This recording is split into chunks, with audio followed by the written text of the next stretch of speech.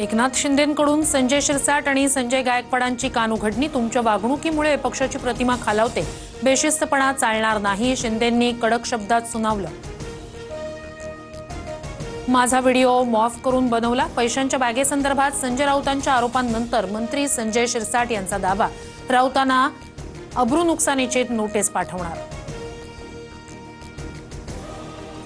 संजय शिरसाट महायुतीत असल्यानं सेफ असं नाही. गैरप्रकार आढळल्यास आयकर विभाग कारवाई करणार. भाजप प्रदेशाध्यक्ष रवींद्र चव्हाणांचा सूचक इशारा. जयंत पाटलांकडून प्रदेशाध्यक्षपदाचा राजीनामा. शशिकांत शिंदे पवारांच्या राष्ट्रवादीचे नवे प्रदेशाध्यक्ष होणार. येत्या मंगळवारी पदभार स्वीकारणार. अस्वस्थपणामुळे जयंत पाटील यांनी राजीनामा दिला असावा. जयंत पाटील अजित पवारांसोबत आले तर स्वागतच. आमदार संग्राम जगताप यांची ऑफर. सत्तेसाठी जयंत पाटील पळून जातील असं मला वाटत नाही. जयंत पाटलांच्या राजीनाम्यावर रोहित पवार स्पष्टच बोलले.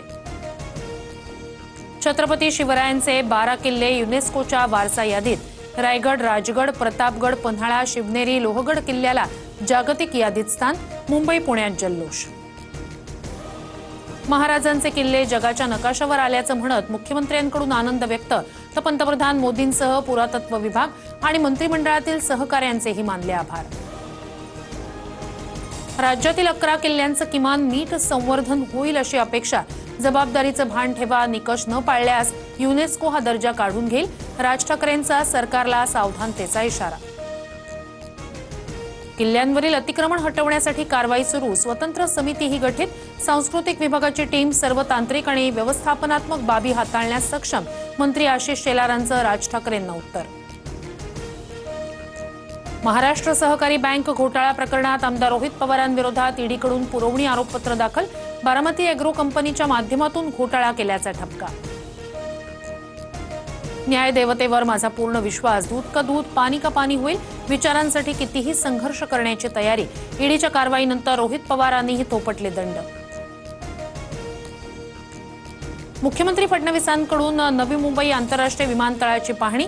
30 सप्टेंबरपर्यंत काम पूर्ण करण्याचं सरकारचं लक्ष्य.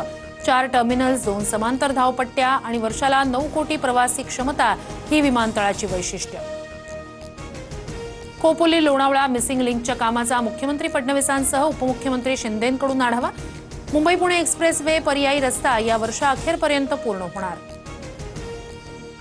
दिवंगत नेते गोपीनाथ मुंडेंची तिसरी कन्या राजकारणाच्या मैदानात. वैद्यनाथ अर्बन कोऑपरेटिव्ह बँक निवडणुकीत यशस्वी मुंडेंकडून उमेदवारी अर्ज दाखल. हिंदुत्व आणि राष्ट्रीयत्वाच्या मुद्द्यावर सुधाकर बडगुजर यांना सोबत घेतलं. भाजप प्रदेशाध्यक्ष रवींद्र चव्हाणांकडून भूमिका स्पष्ट. तर चुकीचं वर्तन केल्यास कारवाईचाही इशारा.